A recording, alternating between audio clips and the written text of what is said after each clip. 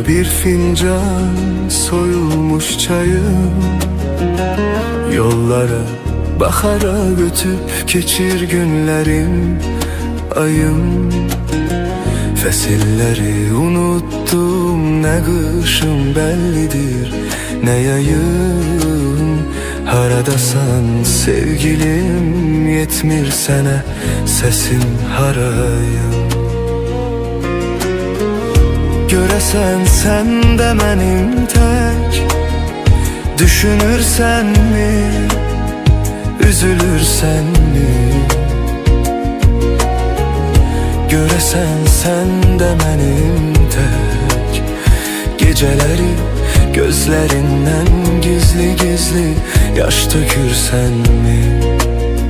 Etrin duyulur havada, doya doya içime çekirem seni.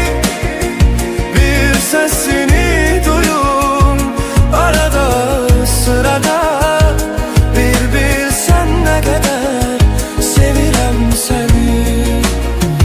Etrin duyulur havada, doya doya içime çekirem seni.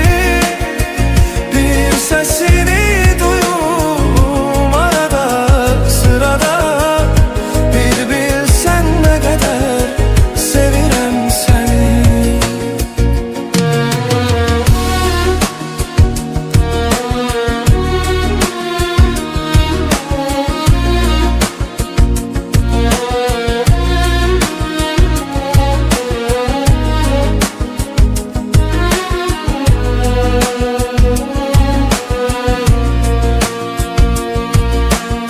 Sen yoksan kalbimin acısı dinmir.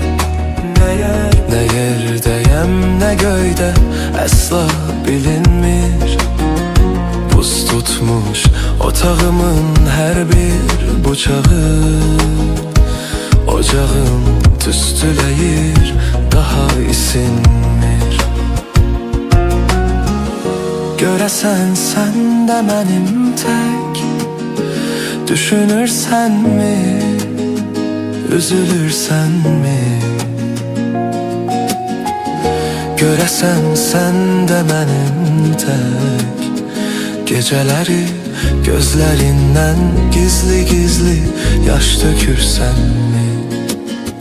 Etrin duyulur havada, doya doya içime çekirem seni. Bir sesini duyum arada sırada, bir bilsen ne kadar çok sevirem seni. Etrin duyulur havada, doya doya içime çekirem seni. Bir sesini duyum arada sırada, bir bilsen ne kadar çok sevirem seni.